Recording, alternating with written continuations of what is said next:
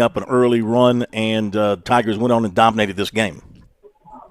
Yeah, Aiden Canuck was brilliant for the second game in a row. You might remember he started this turnaround with 7 no-hit innings against Pitt just 6 days ago, going on short rest. Now he goes somewhat, it's not short rest for most pitchers, but less than a week later, which college pitchers are more inclined to do. 6 days later, he goes 6 innings against Virginia Tech and only gives up that leadoff homer that you mentioned. And he was just nails this entire outing after that leadoff homer, attacked the zone throughout, got through 6 innings with just 93 pitches. So you could potentially bring him back later on in this tournament. And he got the changeup dipping and diving away from those Hokies bats in the middle innings. They had no chance. Let me tell you how confident he was in that changeup. He or whoever was calling the pitches, middle innings, ahead 0-2 on one particular batter, came back through a changeup. It was a little bit low. Threw another changeup. It was a little bit outside. Threw another changeup. It was fouled off. And then threw a fourth changeup for a swing and miss. That's the kind of confidence that he had in that 79, 80 mile an hour changeup today. And Dominic Listy did the heavy lifting offensively, homered for the second game in a row. He finished 2 for 3, a double, a homer, 4 RBIs, more than enough for Aiden Canuck today and that Clemson bullpen. Now, have they fully turned it around? They certainly have in terms of getting the good vibes back. That's 4 wins in a row. But can they do this against better competition? And that still remains to be seen because a lot of, as you two have pointed out on this program, a lot of Clemson struggles have come this year against some of the better competition, the better arms in the league, and often away from home. But maybe they've exercised those demons. And as I'm previewing, about to do is we post at SportsTalkSC.com to the story, the postgame story. As I'm previewing NC State and Clemson, I'm looking at NC State and what they've been doing. They were challenging for the ACC regular season championship. They looked like they had a really good shot at it.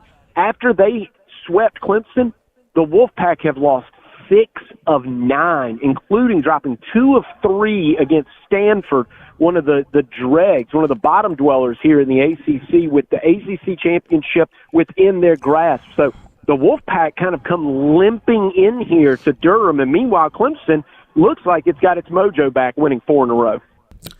Smitty, back to Aiden Canuck for a moment. I agree with you. He was outstanding. Thought he would be against Virginia Tech. But in your learned baseball mind, would you have thrown Canuck today or save him to go against NC State tomorrow? Because let's face it, Clemson's a much, much better baseball team than Virginia Tech and could have beaten him, I think, with either their second or third starter. Or is there the other side of this coin, you give him now added rest, and as you pointed out, I think appropriately, with the limited amount of pitches, especially for Canuck, there's a possibility they could bring him back Sunday. So, I mean, what do you think Eric Bakkich's decision was going into throwing his ace against a team they're infinitely better than? Well, Eric Bakkich, he actually addressed this in the post game. And he has a philosophy, and he's going to stick to it. I think you could argue either side of this, because what if you don't throw Canuck and then you lose, and then you kind of feel like, well, all we did was beat Pitt, and then are we a regional host? What are we? I think the big picture and the way Bakkich wants to do this is he says, we don't save anyone if we can help it. He had Lucas Malstedt actually ready to go warm up in case this game got close in the 9th inning, but Joe Allen was able to handle it down the stretch. Joe Allen, Jacob McGovern were able to close this out without having to use Malstedt. But he said that's the way we're going to play this. Tomorrow is the only game. That's the way we're going to approach these one-and-done single elimination situations. And so I think you could argue either side of that, but this worked for Clemson in this situation for a couple of reasons. Now you've got this win under your belt. That's 4 victories in a row. And now if you're looking at it as a committee and you look at Clemson, their record is so pristine with 42 victories now that it just looks so good. I think that really solidified them. They're absolutely, positively, without argument, a regional host. And you got to do it just simply by beating Virginia Tech. So I think if you would have thrown one of your 2 or 3 starters, if you'd have thrown like a Titsworth today, then maybe you would have been in a position where you would have felt like you wasted an opportunity to get Canuck. Plus, what's he going to wait on a regional, which is still a week plus away? So I think you could argue either side, and I certainly hear what you're saying. But Bakich said in his postgame comments, and you'll hear those a little bit later on in this program. He said, "This is our philosophy, and we're going to stick with it. We played this to win today. End of story." I think it's smart. Sounds like the way he would approach things. And now for the Tigers, of course, I think you're right. I think they're cemented in the top 16 to host a regional. But now you want to win as many games as you can to move up, so that number 2 in your regional is not some high-powered SEC team. I mean, you're probably going to get an SEC team. You don't want to get the best SEC team that's not hosting thrown into your regional. So you want to improve your positioning in the overall national rankings. And of course, I can't see them moving into the top 8 unless they run the table and win the ACC tournament championship. That might boost them back up enough to get into the top 8. If we go by what their RPI now after today's win, their RPI is at number 9. So it's Georgia, Auburn, Vandy, Texas, Arkansas. That's 5 teams from the SEC. Then Oregon State, North Carolina, LSU, and Clemson. Then Alabama is at number 10 in the RPI. Coastal Carolina is number 11 as they play their game this afternoon. So winning as many games as they can, Smitty, can only help their resume, improve their positioning, and maybe make that regional at home a little more maybe a little easier to handle than it might otherwise have been. Absolutely. That's always a factor. And then now you want to get greedy. Now you're a regional host. Now you want to do as much damage as you can here in Durham, as you said, so that you don't have one of those high-powered 2 seeds coming in. But I don't necessarily think that we know, meaning those of us from the outside. Do you believe the RPI? What do we believe about some of those mid-tier SEC teams? I just don't know. You look back at Clemson's season, some of the victories they got that looked good at the time don't look as good in retrospect. Their best series probably was taking 2 of 3 from Georgia Tech in Atlanta. I think that's the best that they did. But I really don't know what it will look like if Clemson does make it to a super regional and they're facing a team like some of those clubs that you just mentioned. If they're playing a Vanderbilt, what if they're playing a Tennessee? What if they're playing Arkansas or Texas in the super regional or in Omaha?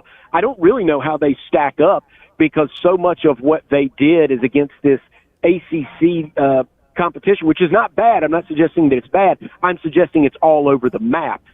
Stanford is vastly different than playing North Carolina, Georgia Tech, or Florida State. And I just don't know that we can count on, as you said, what you can count on with Clemson, what you're going to get day to day when Canuck's not going. And I think what they really, really want to focus on is stacking up wins here in Durham, and that way the committee looks favorably upon them. Maybe they're a 10 seed, maybe a 9, or even an 8, which gives you an opportunity to host a super regional.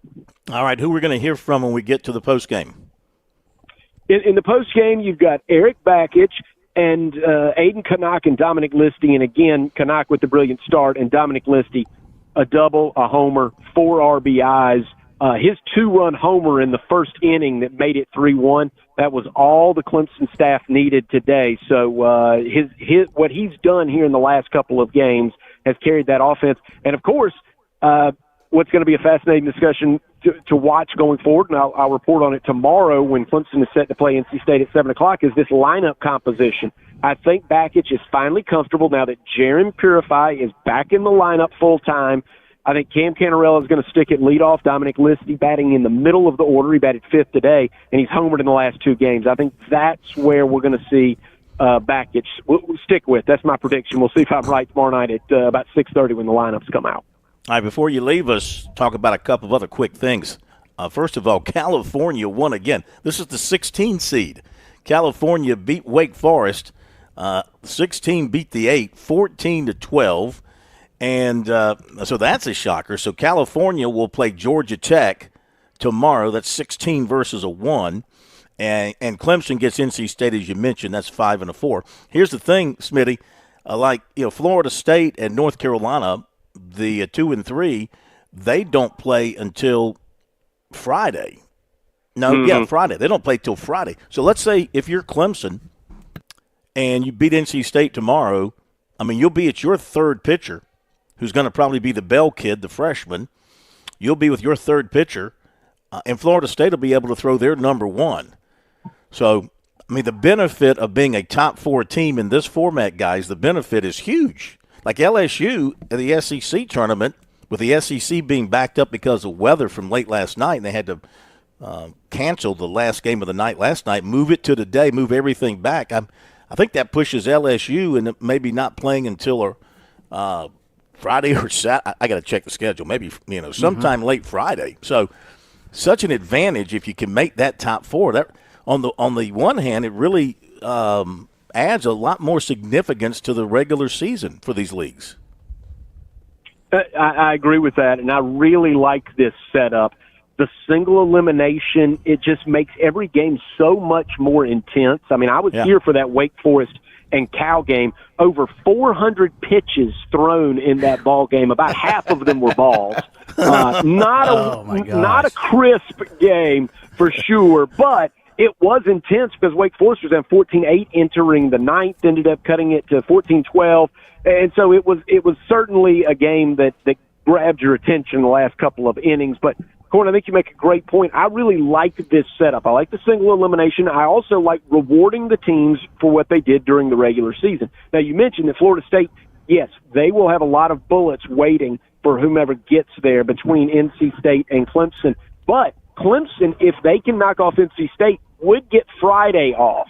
So what if they get another good start tomorrow, the way they got one from Canuck today, then they would also have a lot of bullets. It would probably have to come, their advantages would be in the bullpen, not at the starter, but in the bullpen they would have a lot of well-rested arms because they get Friday off, and then it's all hands on deck against Florida State on Saturday if you can get in the semifinals. So I also like the way Bakich is handling this. The more we talk about it, I think the right way to do this is just play it one game at a time because you've got built-in days off. You could end up having weather delays. You just don't know what the next day brings. You could have upsets in the tournament. You could play a lower seed later on in the semifinals or in the finals. So I think the best thing to do is just play it one game at a time and see if you can stack up wins. Yeah. Guys, let me interrupt real quick. Am I misreading the bracket? Wouldn't Clemson play Georgia Tech in the semis if Georgia Tech got through as a 1 seed? Not Florida State. I'm sorry, they would be, but they would. Yes, they would have their number 1 starter. To Phil's point, Georgia Tech, the top seed, would actually have Clemson or NC State. I was mixed up. I'm looking at Pitt playing Duke. I don't want to, but I'm watching that as well. See if anything happens there. Give us that score. What you got in that game? Pitt and Duke. It's scoreless, and Pitt is rocking their road gray uniforms. Duke looks pretty slick in their home whites. And if you were concerned about there being, the tournament here in Durham, there just being a huge home field advantage for the Blue Devils, don't. There's nobody I could throw a rock and hit here to see Duke play. Well, just tell him Mike Krzyzewski's out there and the fans will come running with pen in hand. We'll let you go. Good hearing from you. Great job as always. Follow Smitty on our X, SC Sports Now, and also his coverage on the website. Yeah, LSU doesn't play until the 7 o'clock game on Friday night. Arkansas plays the first game on Friday. For those teams, it's just like if you win, it's like playing an SEC weekend series. 3 games and you're done. We'll be back.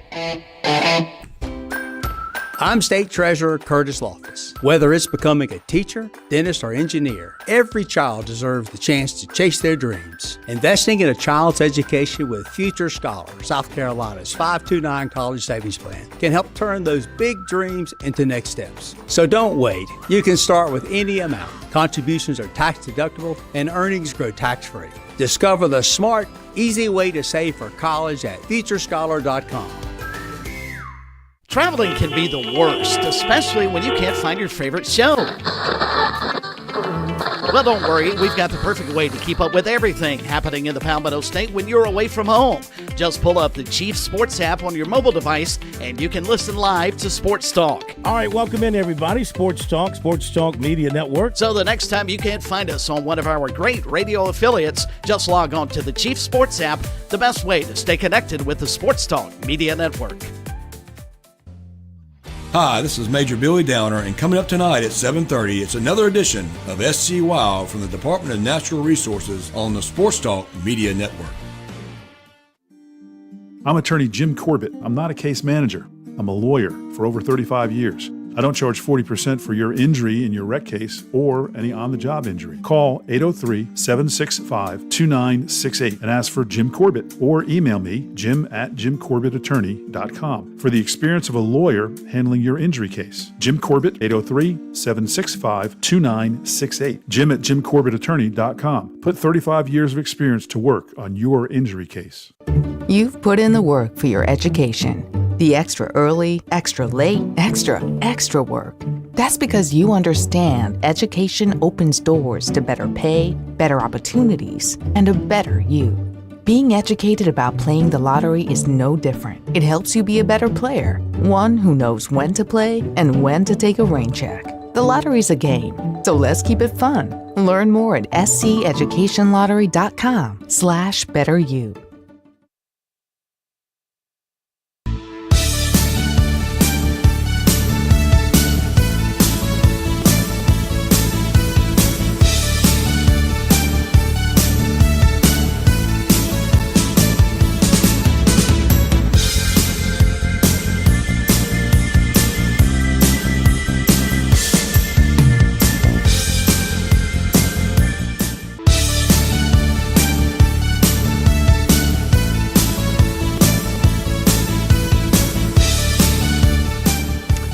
All right, catch up on the other baseball scores from around the tournaments. Told you about Clemson and Virginia Tech, of course. Good coverage there by Matt Smith in Durham. So, again, the ACC today looks like this.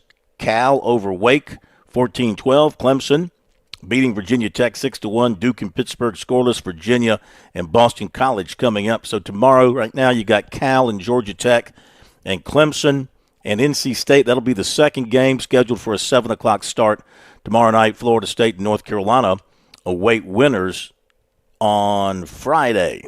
All right, we go to Why not play 1 and 7? You know you only have 2 games tomorrow. Why bump them where there is the chance, if it goes 3:45 or so, that you're going to delay the second game? Why not just play it 1 and 7? Yeah. And that probably eliminates television. that problem. Probably television. Well, I mean, don't they own the television network? Yeah, I don't know. I can't answer that question. Winthrop beat Radford 6-0. Bottom of the ninth, Charleston Southern leads Presbyterian 12-2. Tomorrow, Winthrop will play Upstate. That'll be the 11 o'clock in the morning game in that one. And we'll give you more scores.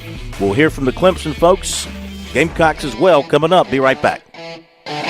On Point Weather is made possible by our friends at Palmetto Citizens Federal Credit Union on 107 The Point. Here's tonight's forecast. Clear and breezy this evening. A low temp dipping down to 63. Tomorrow, very nice. Sunshine-filled skies, wind gusts at times up to 30 miles per hour. The high temp is 87. For Friday, it's glorious. Sunshine all day and 81, while Saturday, we look great also. Sunday, more clouds than sunshine. The high is 85. I'm Cal Moss with your On Point local weather. Are you looking for free checking and free savings? Dave Ramsey here, telling you to go see my friends at Palmetto Citizens Federal Credit Union. They're not a mega bank that's so big they lose the ability to treat you like a human being. At Palmetto Citizens, you're not just a number, you're a member. Join today at any of their 14 locations or at palmettocitizens.org. Federally insured by the NCUA.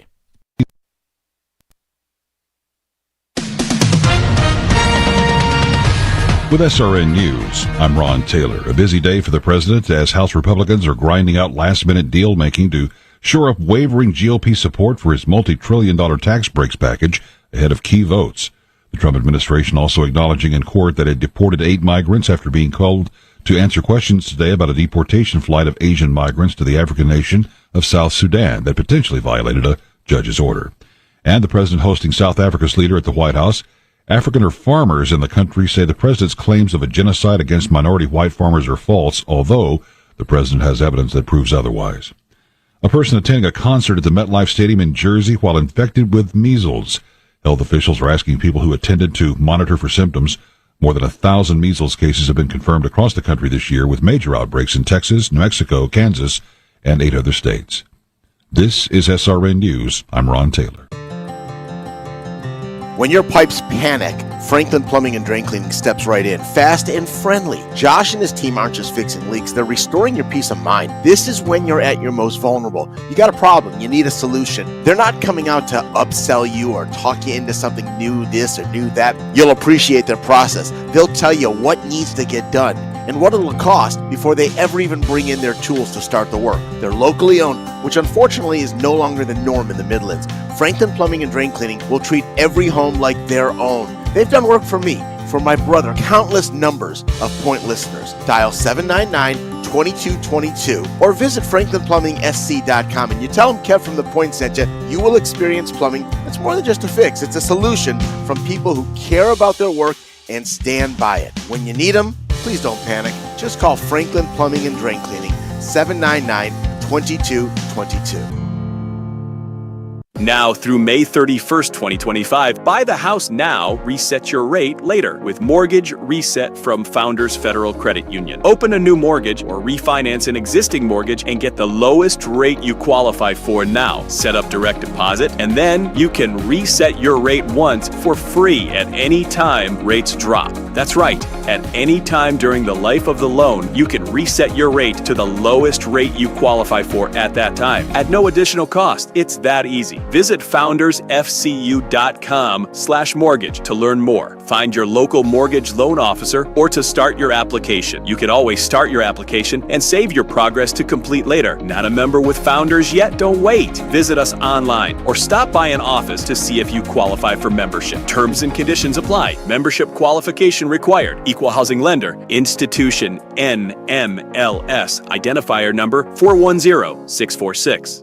Escape the hustle and bustle of everyday life with Spa MD, your sanctuary of rejuvenation. Feel the tension melt away as our expert team guides you through your customized wellness journey. From soothing massages to revitalizing treatments, we promise a remarkable experience that leaves you feeling renewed and empowered. Discover the calm within every visit. Reach out at 251-9400 or online at visitspamd.com to explore your options. Your oasis of tranquility awaits.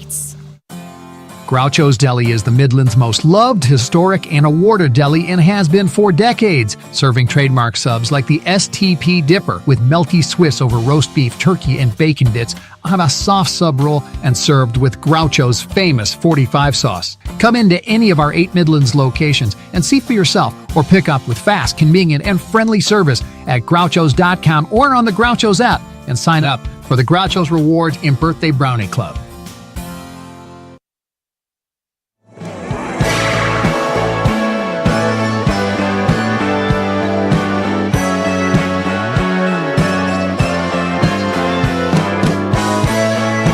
Welcome back, everybody. Sports Talk here on the Sports Talk Media Network. Phil Kornbluth, Chris Bergen, and the plumber, Josh Cohen, back at our studios in Columbia. Catch you up on the rest of these scores that we're keeping an eye on here from the conference tournaments. The CAA, which is taking place at Patriots Point in Mount Pleasant, College of Charleston today pulled out the whooping stick on William & Mary, 12-0 in 7 innings. Cougars hit a bunch of home runs. I think they hit like 4 home runs. So they win, they advance, and Campbell is leading Elon 7-5. That's in the top of the 6th. Now this is a double elimination event. So William & Mary will play in the morning tomorrow. I believe Charleston plays Northeastern tomorrow, if I'm not mistaken. That'll be a big matchup for them.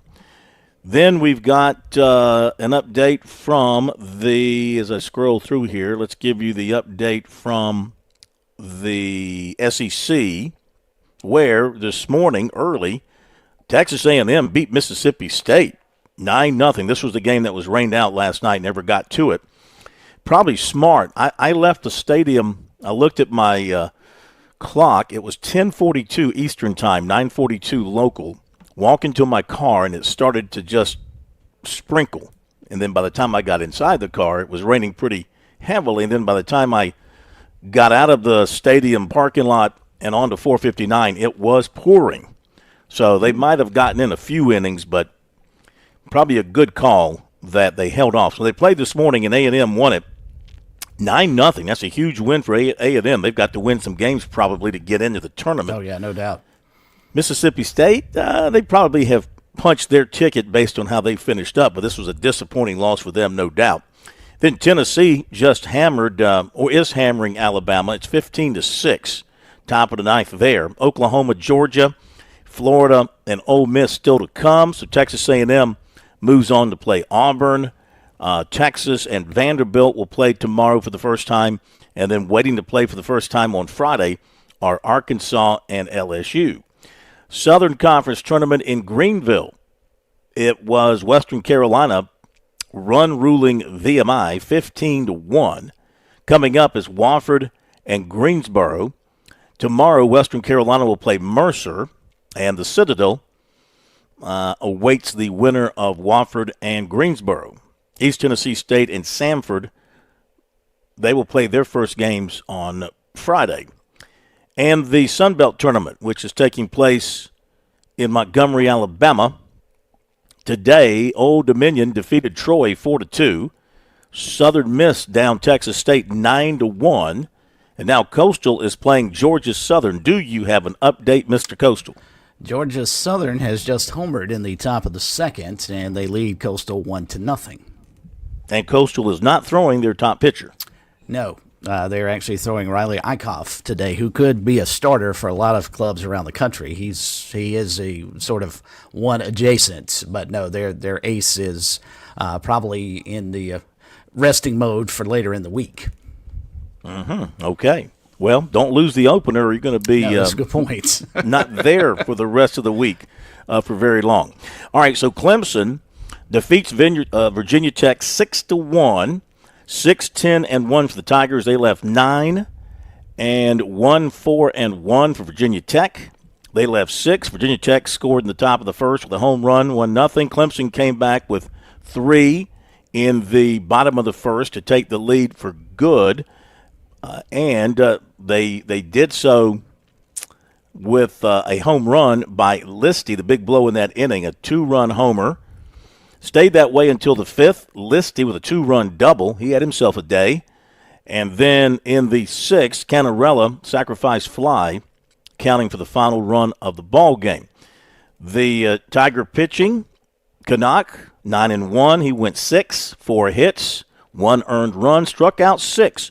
You know, Chris, you got to kind of like that. He threw 93 pitches, and as you have pointed out, he's usually a high-pitch guy because he strikes out so many. He only struck out 6. He got 6 ground ball outs and 6 fly ball outs. Gave up the 1 home run. That was the only extra base hit. So 93 pitches for him, 58 for strikes. So he didn't go so much for the strikeout today. Not as much. Still, his pitch count was up. I mean, that's what, roughly 15, 16 pitches an inning to finish with 93. That's why it's really hard for him throughout the years he's been at Clemson to get a complete game. Of course, nobody throws a complete game even at the major league level anymore, so that's not a big surprise. But, yeah, he was solid as he has been all season long.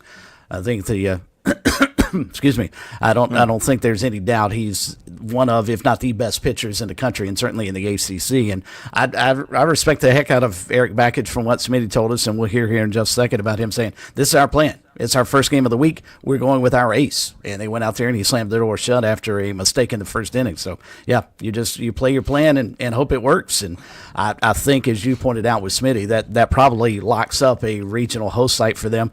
If they win the ACC championship, can they get up to a top 8 national seed? I think it's certainly possible.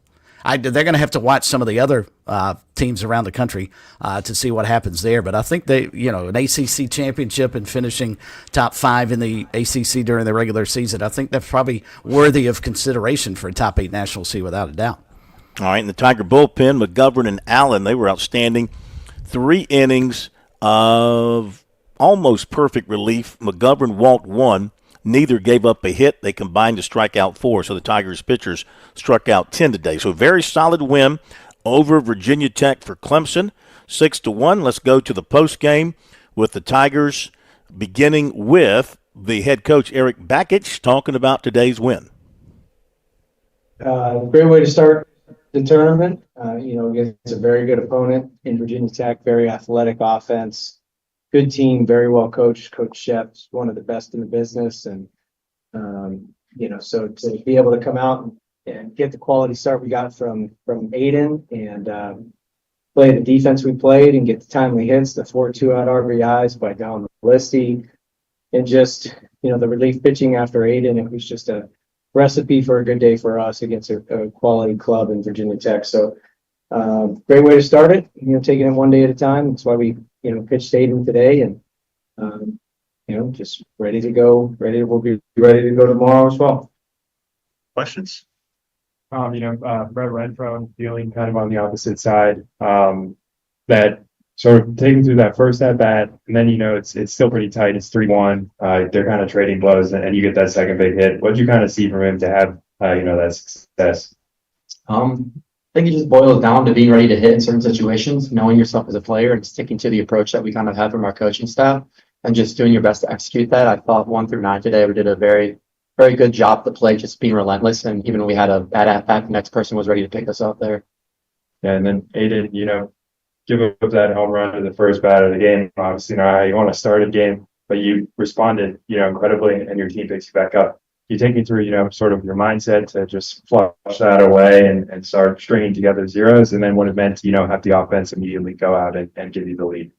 Yeah, whenever you face any adversity, it's always good to just, flush it and just move on. I can't really get stuck on what happens before. It's always about the next pitch. So, home run, flush it, worry about the next pitch, and just keep going pitch by pitch every inning. Hey, what was working for you today, and how much experience do you have with pitching on short rest? This is 2 weeks in a row for you now. Just having one short day of rest we've probably done that about 4 times this year, so just slowly getting used to it. And, I thought I commanded the fastball early in the game, and then started to get the changeup going the way I wanted it to move around the 4th and 5th inning. So that definitely helped a lot. And just to follow up on that, what kind of stuff was working today that you kind of relied on to keep them at bay after that first home run? Just staying, just keep throwing everything. The changeup wasn't working at first, but like I said, it started to figure out in later innings, and then fastball command was where I wanted it to be early on. Dominic, what do you remember about that? Your first at bat with the home run? How did that unfold from your point of view? Like I said earlier, it was just being ready to hit with the runner in scoring position and 2 outs. We have game goals as a team, and one of them is 2-out RBIs. But it's just a good spot right there to be ready to execute that and give my team a chance. Dom, you and Cam kind of had your struggles at the beginning of the season, but have lately turning on, especially today. How big is that for you guys to build back the confidence and moving on to the tournament and regionals? It was no secret we hit a little bit of a rough patch there as a team, but I think last weekend against Pitt and then just continuing to roll it over, I think, like I said, 1 through 9, I truly believe that we're all kind of just relentless and ruthless at the plate right now, and I think it's going to show dividends in the future for what Clemson baseball is going to do here.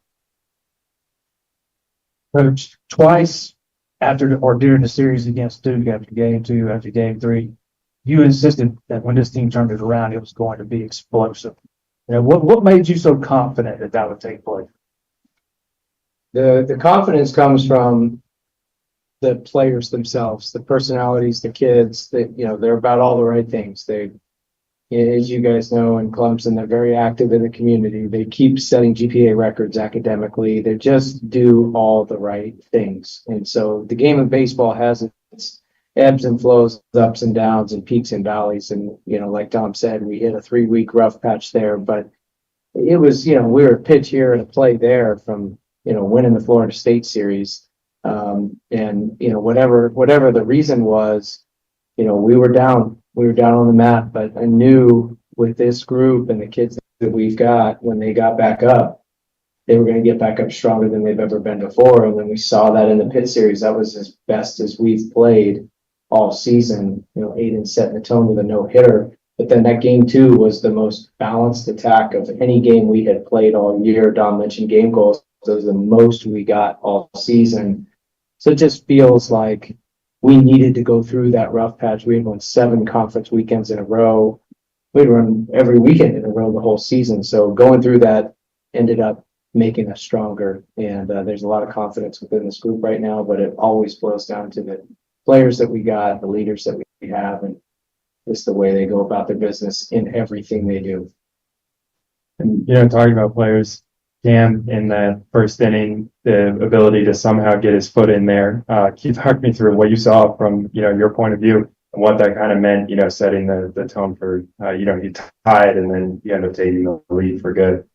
What I saw is that, we have a little superhero that can do things that nobody else can do. And that's probably one of the things that he can do and no one else can do. I don't know how he did that. He was out by 20 feet and somehow he gets his foot in there before the tag. Can you talk some about the, significance of, you didn't use Malstead today. Your pitching kind of lined up really, obviously they didn't, gives you length. What does that kind of mean in a tournament format like this? It certainly helps. Especially with the approach that we're taking, single elimination tournament, you're not saving anyone anyways. So, Malstead was ready. He was warming up at times today and, he would have gone in had the game called for it. But when you get your start, anytime you get tournament format and you have a starter that can give you a quality start and go 6 innings, it's obviously huge to shrink the game, especially with the relievers that we have at the end that can also shorten the game from the back. But we're set up well, but tomorrow is, we're going to play tomorrow like it's the only game of the tournament we're playing. We went in today like it was the only game we're playing. We're going to sell out and do whatever we have to do to come out on top and just keep that mindset and, just apply that every single day. But tomorrow will be the same. Just sell out to do whatever we have to do tomorrow, and we'll worry about after that. All right, Clemson, winners today. Moving on. Tigers looking good, feeling good about things, and riding that ship. Had a little bit of a rough patch. Every team goes through a little bit of a rough patch when you got a 56-game schedule. Even Texas had a little bit of a rough patch. Tennessee's had a little bit of a rough patch, et cetera, et cetera. South Carolina had a rough patch that started in February and finished last night. Didn't end until yesterday. The season from hell. We're going to hear from them, and then we'll open up the second hour and talk a lot about it and take your calls if you want to chime in. Be right back. When I grew up, I want to be a nurse. I want to be an engineer. I want to be a teacher. There's never been a better time to start making their dreams come true. Future Scholar, South Carolina's 529 college savings plan, makes it easy to save for their future education. Contributions are tax deductible, earnings are tax free, and you can start saving right now with any amount. Go to futurescholar.com today to discover the smart, easy way to save for college. That's futurescholar.com. Are you in the market for an auto loan? Move now. Get an auto loan from Founders Federal Credit Union now through October 31st, and you'll be entered to win up to $25,000 toward your qualifying auto loan and a $5,000 deposit into your Loyalty Select account. Loyalty Select is our highest yield savings account. Leave it there to grow or transfer it out to spend. And the best part? We'll be choosing monthly winners. So the earlier you get your auto loan, the more chances you have to win. So don't wait.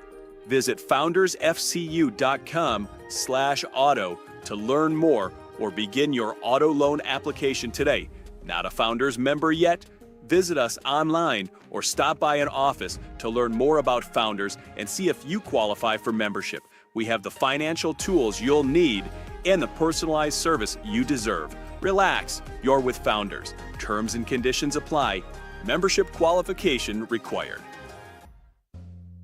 Hi, this is Major Billy Downer, and coming up tonight at 7:30, it's another edition of SC Wow from the Department of Natural Resources on the Sports Talk Media Network.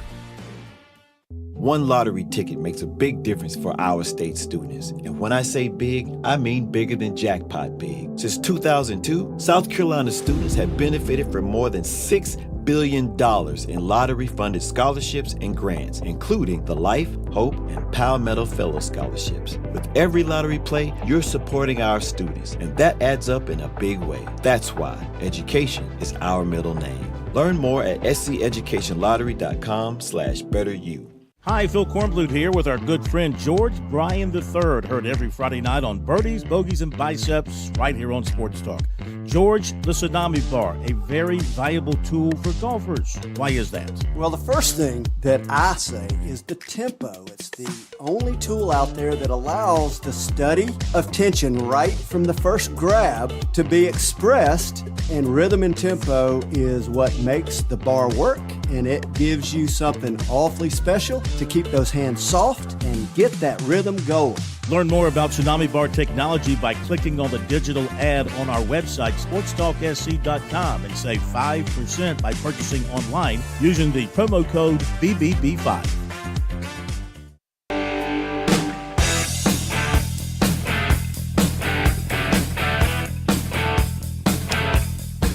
Okay, in case you did not hear the postgame from last night with South Carolina, let's get to it and let you take a listen to what it sounded like. Paul Mainieri and outfielder Nathan Hall representing South Carolina, beginning with an opening statement from Coach Mainieri.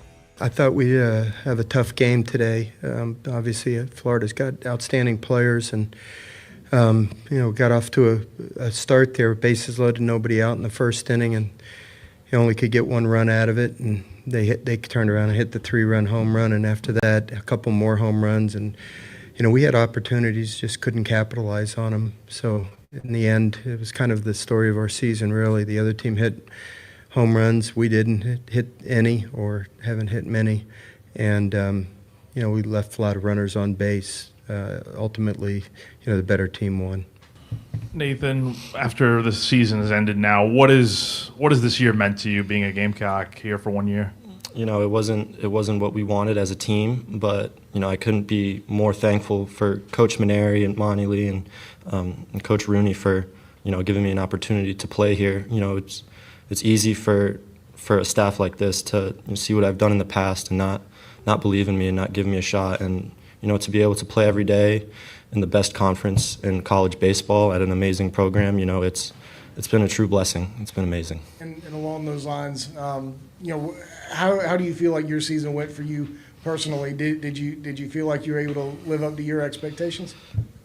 I feel like regardless of how I do, I never really live up to my expectations. I am a little bit disappointed that I could have done a better job for the team in the back half of the season, but it is what it is, and it's just you got to take each game one day at a time, and I feel like I did a good job with that. Paul, you talked last summer about part of the attraction of the job being the program wasn't in the doldrums, and you felt like you were close. Now that the program kind of is in the doldrums after this year, does it still feel the same kind of energy for you going into next year and beyond?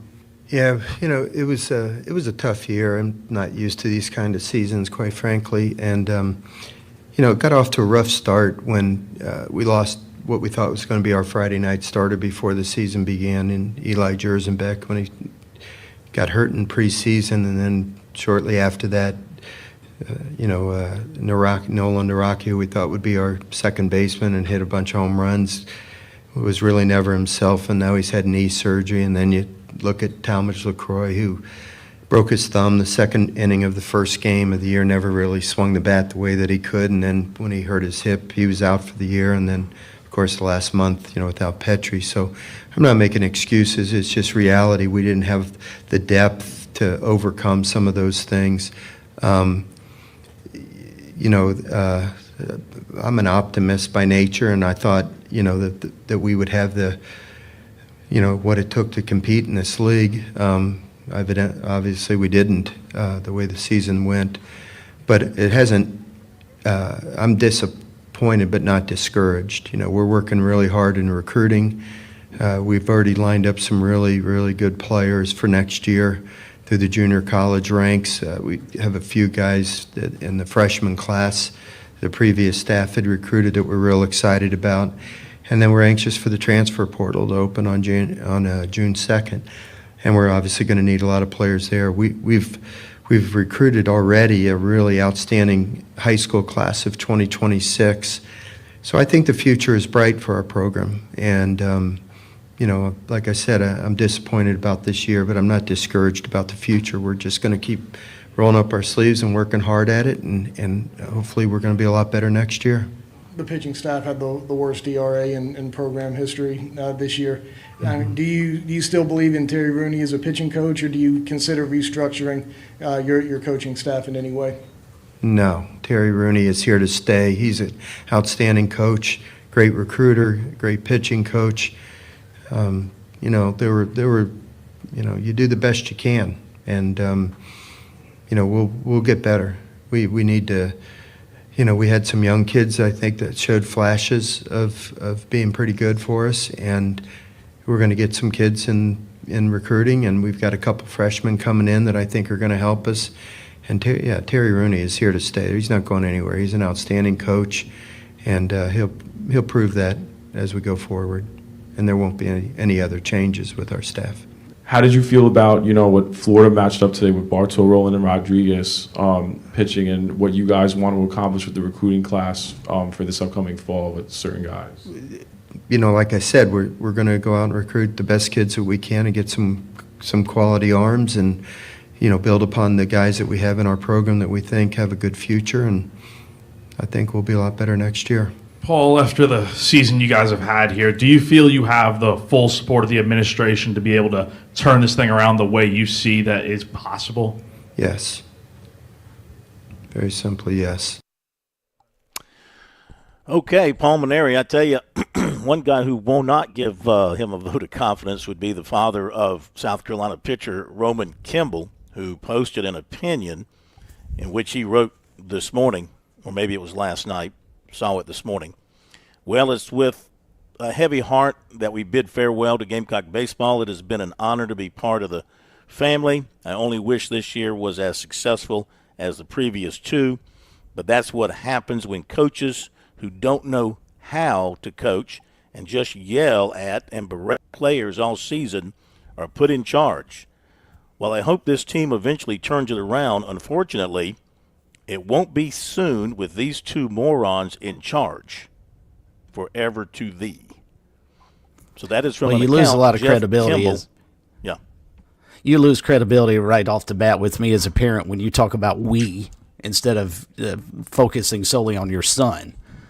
You lose credibility as a parent. And then also when you call them morons, I mean, come on.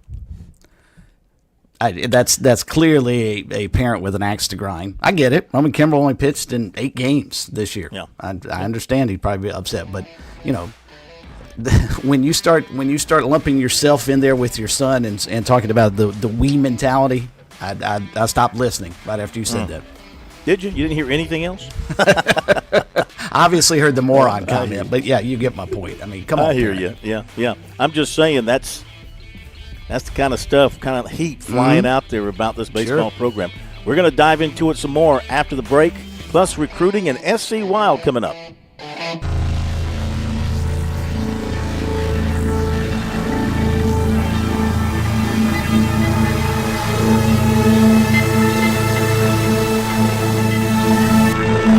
WQXL Columbia, W264DF. Grills, outdoor kitchens, and fireplaces. Spring Sizzle starts with Bart. This is 107 The Point.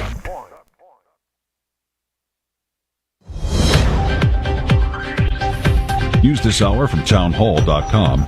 I'm Ron Taylor. The House Rules Committee came together early today to consider the GOP-led Big Beautiful Spending Bill filled with President Trump's legislative priorities. There have been 2 major hurdles to advance the legislation, the state and local tax deduction cap and cuts to Medicaid.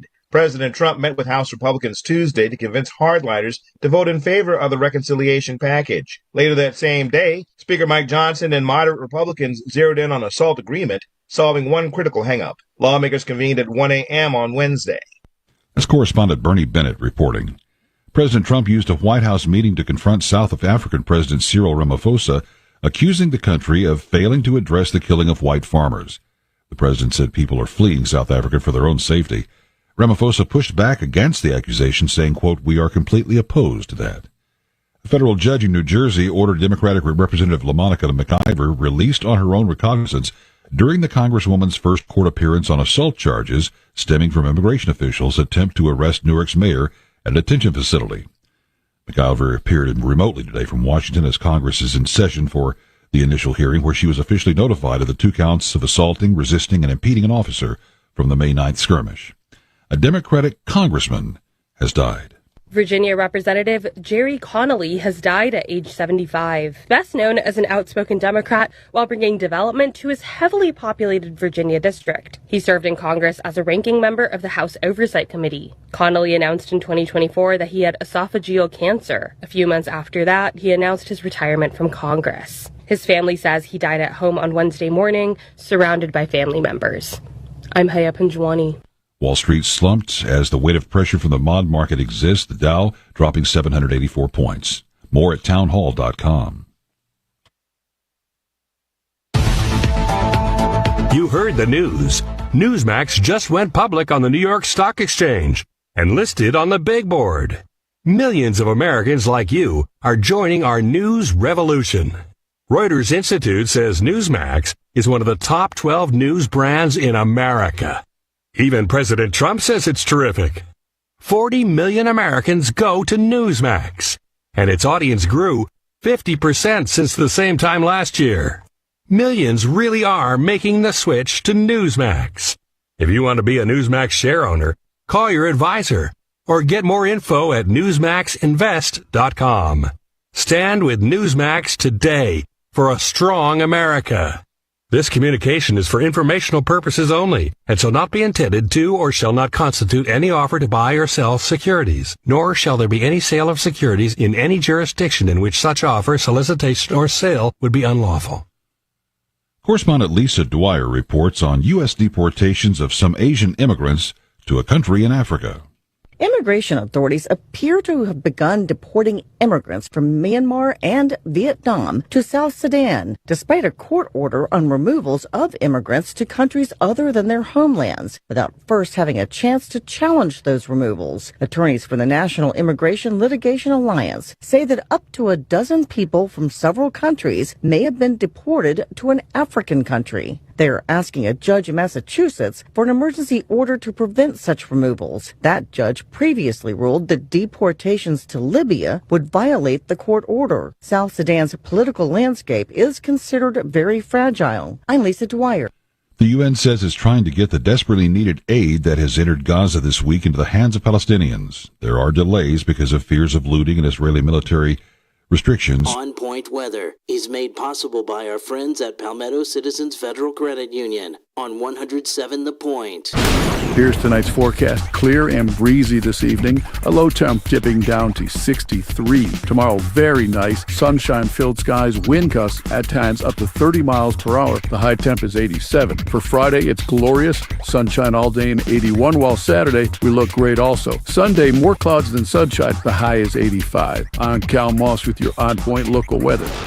WQXL Columbia, W264DF. Grills, outdoor kitchens, and fireplaces. Spring Sizzle starts with Bart. This is 107 The Point.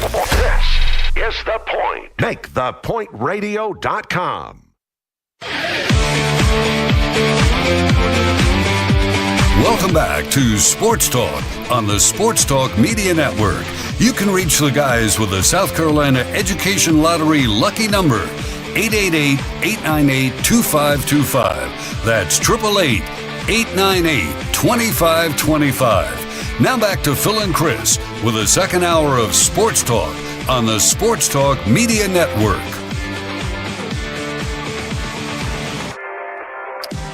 All right, welcome back in, everybody. Sports Talk Media Network here on a Wednesday night. Phil Kornblut, Chris Bergen, and the Plumber. Hey, by the way, Plumber, have you ever heard of something called plumber's crack? Don't answer that question. I hope you don't suffer from that. I have. I just was wondering about that the other day. I hope you don't suffer from that. It would be most unappealing to our viewers. For the record, that's not why I'm called the Plumber. That is not why I'm called the Plumber. No, it's not. It's a family trait. It's a family thing. We've identified you with a family background that fits. It may be your future. Obviously, radio's not your future, but plumbing could be your future. So, as you head off to college, graduating next week? Yep, a week from tomorrow. All right. Woo-hoo. Yeah, you guys just want me gone for a couple days. That's what you want. Well, we got people waiting in the wings. Yeah, Wally Pipp. Wally Pipp. waiting. You don't even know who Wally Pip is. You've told the story 6 times. Well, I'm saying. That's what I'm saying. All right. Phone number 888-898-2525. If you want to join in for a few minutes, more than happy to take your calls. 888-898-2525. And our text line number is 803-900-4847. 803-900-4847. You can leave a voice message as well. We'll listen to that, see if it's any good. If not, we won't air it. But you can also send us a text message, 803-900-4847. Before we get into all that, just a quick update on the baseball. What's Coastal doing? I know they were down. Have they caught up, moved ahead? No longer. Oh, yeah, they're up 4-1 now, going to the top of the fourth. Had a big 4-run third inning sparked by Walker Mitchell's 2-run triple. And then Blake Barthol followed with an RBI double, and Chad Bourne followed with a base hit to give the Chanticleers a 4-1 lead. By the way, Walker Mitchell, an interesting story that I don't think we've ever talked about on the program. He's a sophomore infielder out of River Bluff. His dad is former Gamecock football player Alan Mitchell. Oh, who was on the Black Magic team in 1984 and unfortunately has passed away since. But, yeah, that's his father. Yeah, okay. Excellent note. At the Big South, looks like Charleston Southern's going to move on, leading Presbyterian. Disappointing year for PC. No doubt. Actually, I think that game is over, 12-2. I believe that game is over. So Charleston Southern will move on. And Winthrop has won to move on, defeating Radford 6-0. So let's go back to South Carolina and talk about them in depth before we put Gamecock baseball to bed for this season. And the angst, the anger towards Pulmonary is very strong out there if you go by what you might see on message boards, might hear on the radio shows. I mean, we've had some of that here, not a huge amount. I think people now really take their anger to the message boards for the most part, express their feelings there. And I can understand why Gamecock fans are upset, obviously. You have pride in your baseball program. It was your crown jewel program before the ascension of women's basketball. You'd probably have to say that women's basketball is probably the crown jewel just based on the national championship. There's no probably about it, yeah. Yeah, I mean, you want football to be there, and maybe Shane Beamer will get it there eventually in Lamont Paris. But anyway, baseball was, and it has definitely fallen off a cliff this year. As Pulmonary said when he came on board at South Carolina, it wasn't a program that was in disarray or anything like that, but there's a reason that a change was made. Mark Kingston was not a very popular coach by some, if you go by social media posts, by the time he was fired at South Carolina, despite the fact that, in his last 2 years, he went to a super regional 2 years before, and then he went to a regional his last year, if my memory is right. I think he went to Florida and lost in a super, then went to a regional and lost. But that wasn't good enough. That wasn't good enough by South Carolina standards, which, maybe you have to reassess what your standards are. I mean, if making the NCAA tournament is not good enough and you fire a coach, even though the record wasn't sterling and he had to go on the road for the regional and he lost – he did win one game at the regional, but then lost two. And that's not good enough that you feel like you have to make a change. Hey, I can't help you there. Your expectations are what your expectations are. So, Maneri took over a program that was coming off back-to-back tournament appearances and drove it into the ground this year. No question about it. Drove it into the ground. I think that you cannot overlook the fact that, as he pointed out, they had an inordinate number of injuries to key players. Put all those players in a uniform, healthy, and let them play the season, things might have been a little different. You lose your number one starter, the guy you thought you're going to be your number one starter. You lose your catcher. You lose your second baseman. You lose your power hitter for the last 14 games or so. It takes a toll. All that being said, there was still and who knows how things might have been different with those players healthy and able to play. But you can't you can bring that up and you can use those for reasons. No coach wants to be cited with making excuses. You can cite those as reasons, but you got to work with the personnel you've got in the hand that's been dealt you. And this team, terrible ERA, both overall and SEC play. Their SEC ERA ended up over 9, which is unbelievable that your team ERA is over 9 in league play. Indefensible. Yeah, terrible. No power hitting outside of Petrie, and so they had really no power hitting to speak of. They were terrible with runners in scoring position. They left too many runners on base.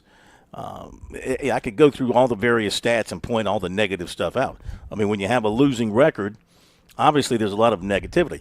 The question is, are people – it's going to take some time for Mainieri to win people back. He's got to go out next season in 26. The team he puts on the field, first thing they've got to do is win the Clemson series. I mean, they're going to win some games early. They're going to beat the Sacred Hearts and you name it, who they're going to play the first 3 weekends. You always play some lightweights those first 3 weekends. Then you get to the Clemson series.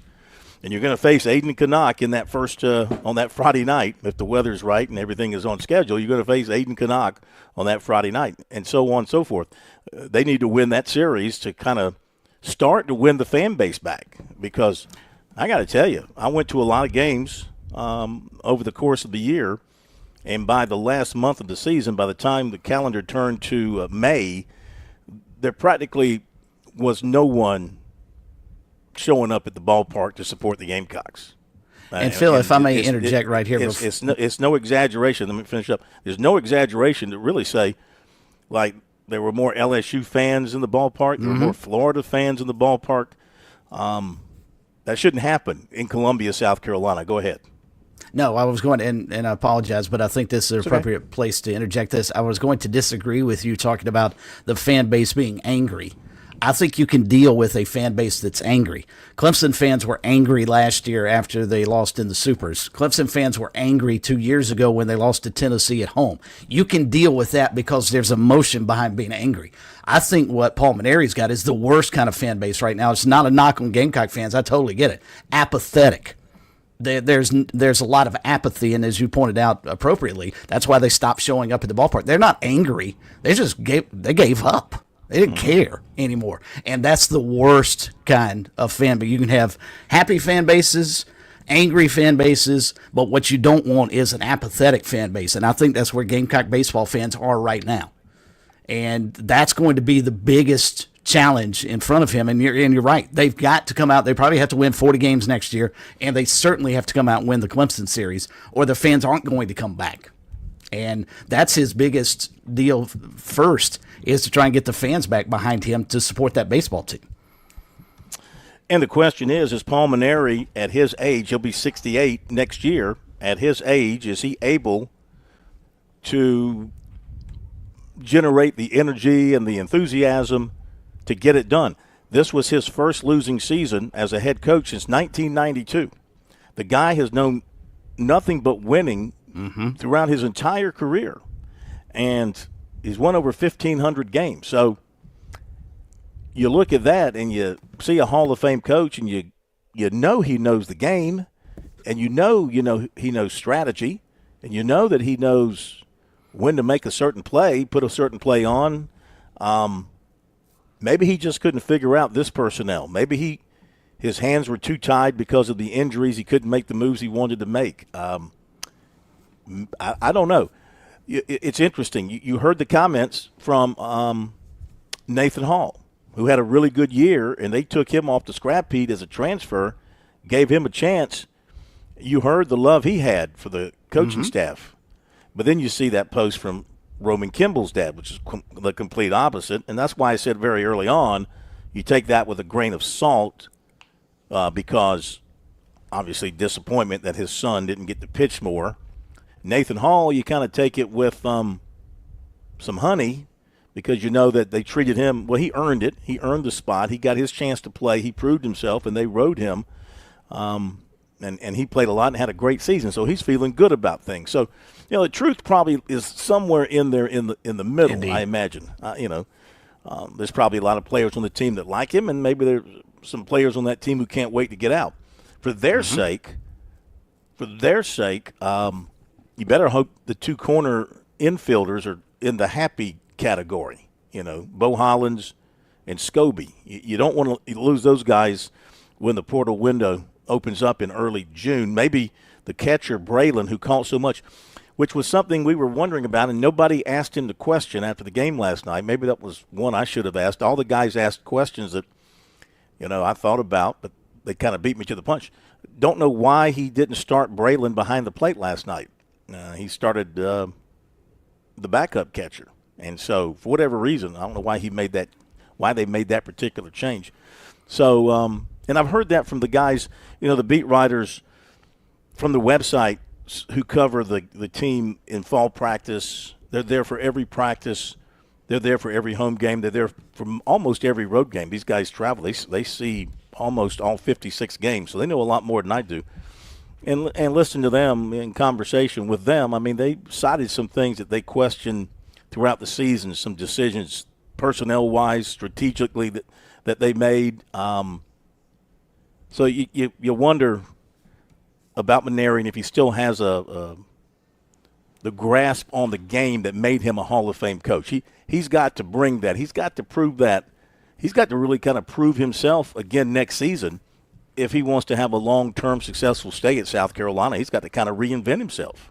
He does, and he's got to reinvent that team, that roster, clearly the pitching staff.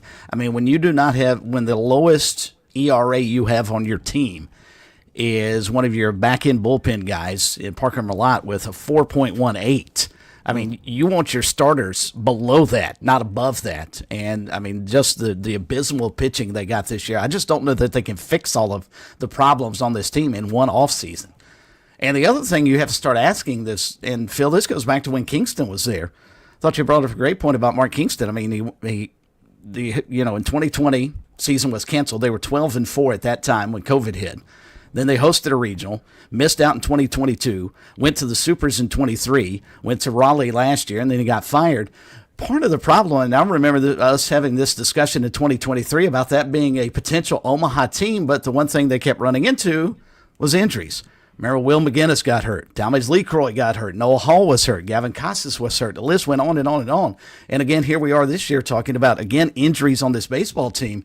You have to start asking questions. Why are there so many injuries cropping up on that baseball program?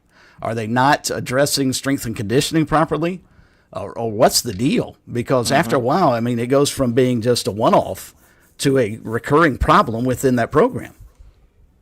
Well, looking at who they've got coming in for next season, the newcomers as of right now, and I've got to update my list. I think I'm pretty close, but right now they've got 4 transfers.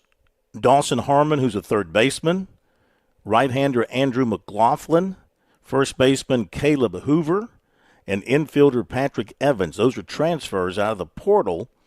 And then high school-wise, infielder Will Craddock, right-hander Seth Manning, they're from T.L. Hanna, left-hander Ryan Brennicky from Wisconsin, also a first baseman, right-hander Bradley Anderson of Fox Creek, right-hander Luke Ruppy, North Myrtle, and catcher Noah Franklin of West Ashley, assuming all of those are still committed and sticking to it.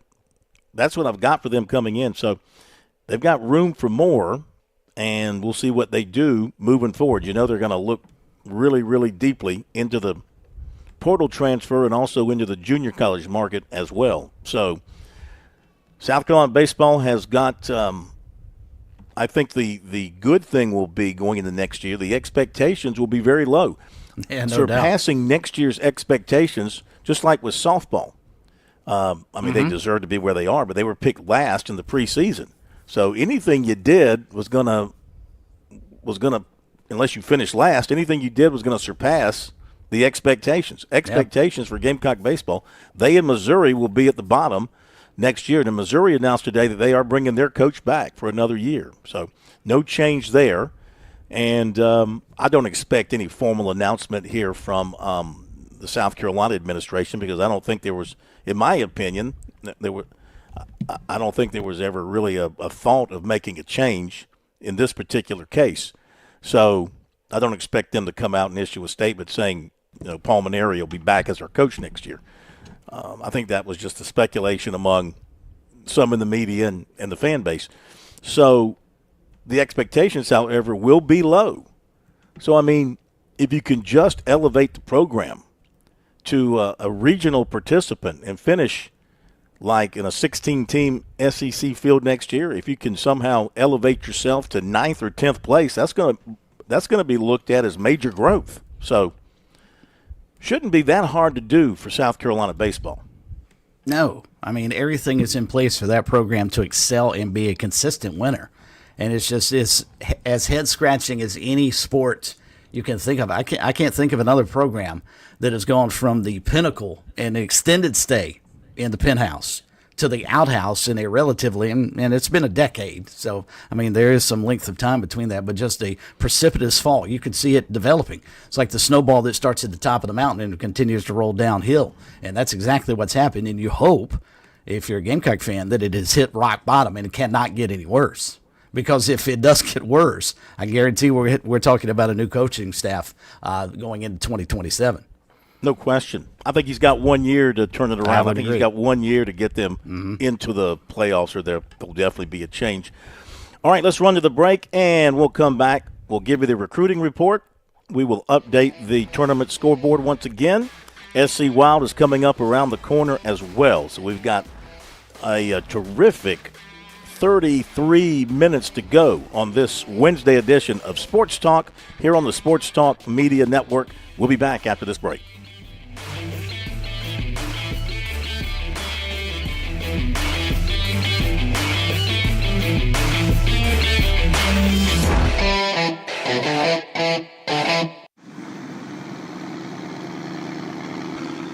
This is Major Billy Downer with the South Carolina Department of Natural Resources. Boating season is right around the corner here in the Palmetto State. As you get ready for this spring and summer, make sure your registration sticker is up to date and you have a copy of your registration card on board your boat. For more information on boat registration and answers to common questions, visit dnr.sc.gov.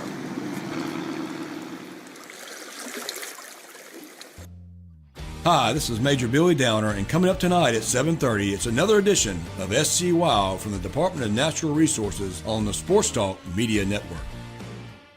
There's a lot of things we take for granted in our lives. Your home's AC will run cool. Your drive-through coffee will be hot. And the car will start when it's time to take your kids to school. It's when things don't go as planned that you start thinking about who to call and where to turn. The good thing is, you can prepare for life's most difficult days by calling the Larry Lucas Agency today. Larry is a State Farm agent that has been taking care of people across South Carolina for more than 2 decades. You probably have insurance, but switching is easy, and bundling can save you hundreds or more. Most importantly, the Larry Lucas Agency can help you choose the protection you want at the price you want. All backed by South Carolina's #1 home and auto insurance company. Visit LarryLucasAgency.com today or give Larry a call at 803-799-1998. Like a good neighbor, Larry Lucas State Farm is there. The Sports Talk Recruiting Report is sponsored by Seawell's Catering. Time for the recruiting report here on Sports Talk, brought to you by Seawells. Want to remind you that you're looking for the very best in the catering business here in South Carolina. None other than Seawells. They will make your experience a terrific one. By taking over, they will come in and literally kick you out of the kitchen and say, we got this. Let us handle this. We'll take care of it. Do it at their location, or they'll come to your location, set up and clean up and just make for a great evening for you for whatever it is that you need the best in catering. All you got to do is give them a phone call, 803-771-7385, online at SeawellsCateringSC.com. The daily lunch and buffet tomorrow will kick off at 11, wrap up around 2. What's the highlight? I would say the highlight is probably the grilled hamburger steak with onions. That's big. Yeah. Hard to beat that. Good. All right, on to recruiting. Defensive tackle Keyshawn Stansel, Clayton, North Carolina, has Clemson in his final 5, along with Georgia, NC State, Miami, and Penn State. He dropped LSU and Tennessee from his previous short list.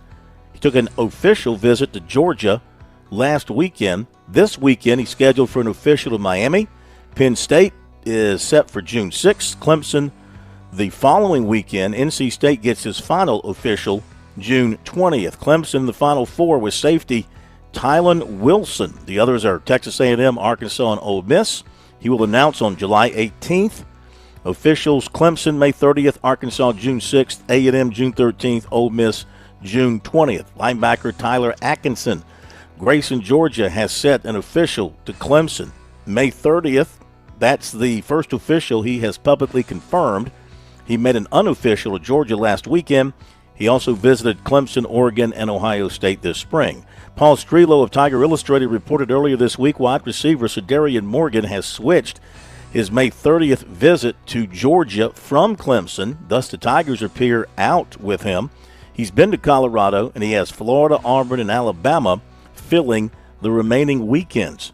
South Carolina target defensive tackle Teron Richardson of Hopewell, Virginia, picked up offers from Penn State and Georgia.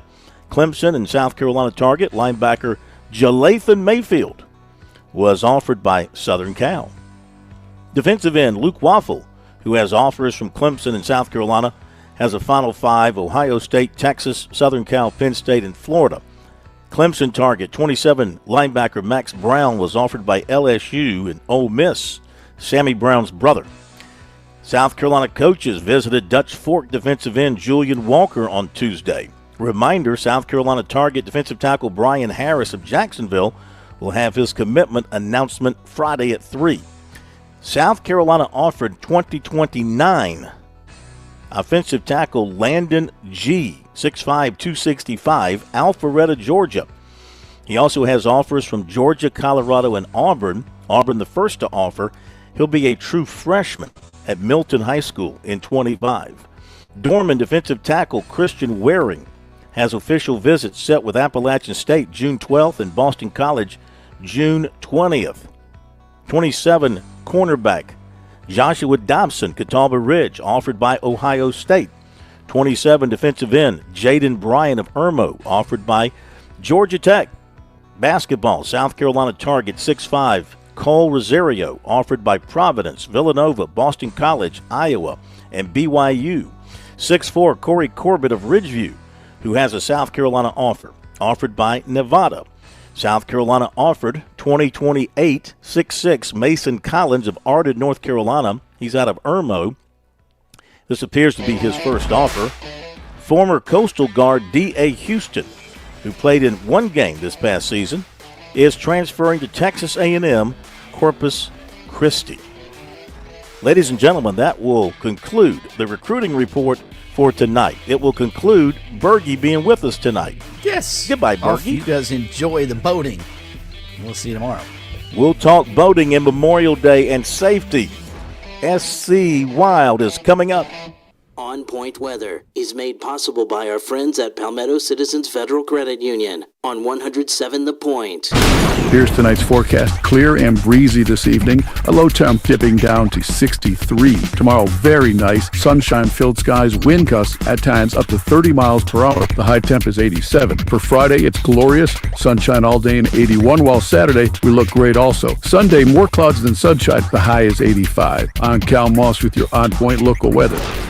At Palmetto State Armory, we offer the largest selection of guns and ammunition at unbeatable prices. Our knowledgeable and friendly staff are here to provide personalized assistance, ensuring you find exactly what you need. If you enjoy outdoor activities like hunting, camping, or hiking, our clothing and outdoor gear collection has got you covered. We also feature an exceptional indoor range facility where you can experience the thrill of shooting in a safe and controlled environment. Visit us today at PalmettoStateArmory.com or your local retail store. Palmetto State Armory, American made for life.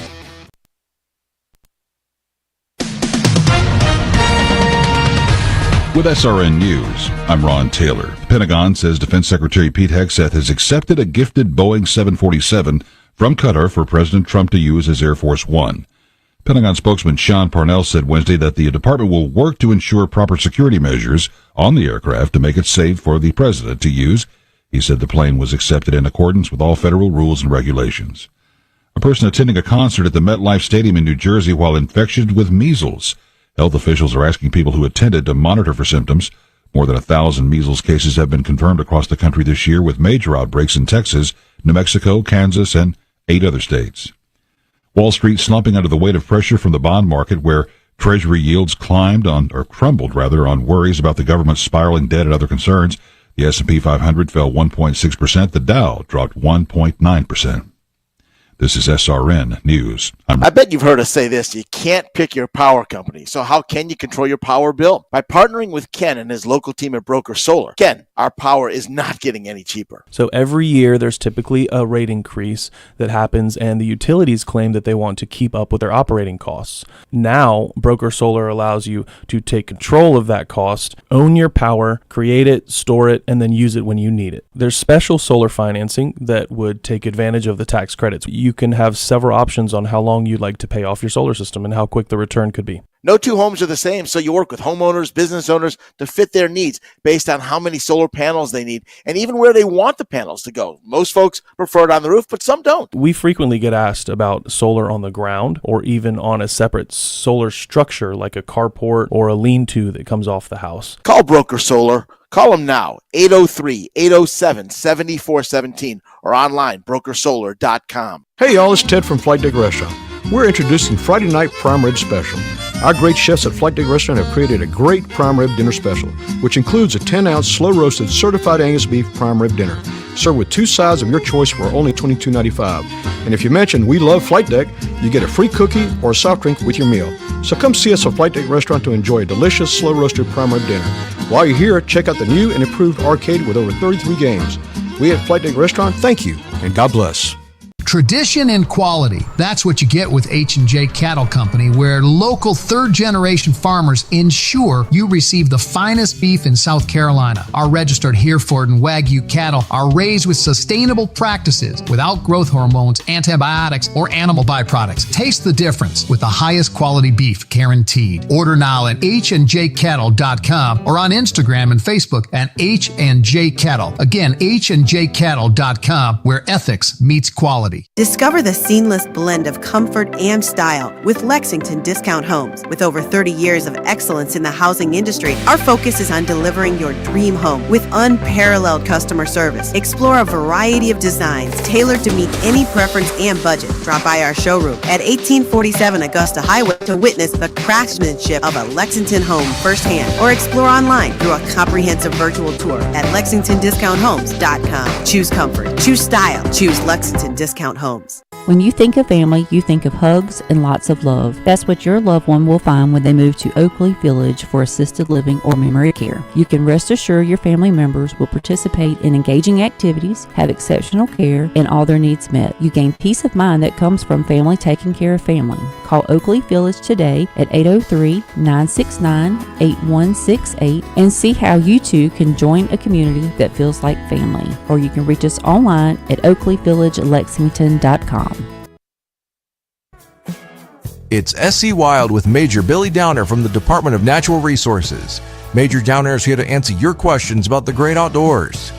Call in now at 888-898-2525 and join SC Wild on the Sports Talk Media Network.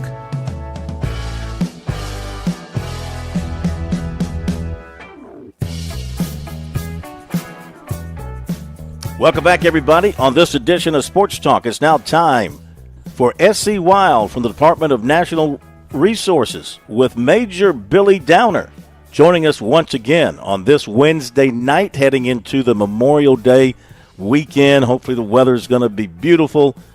Everyone can get out and enjoy.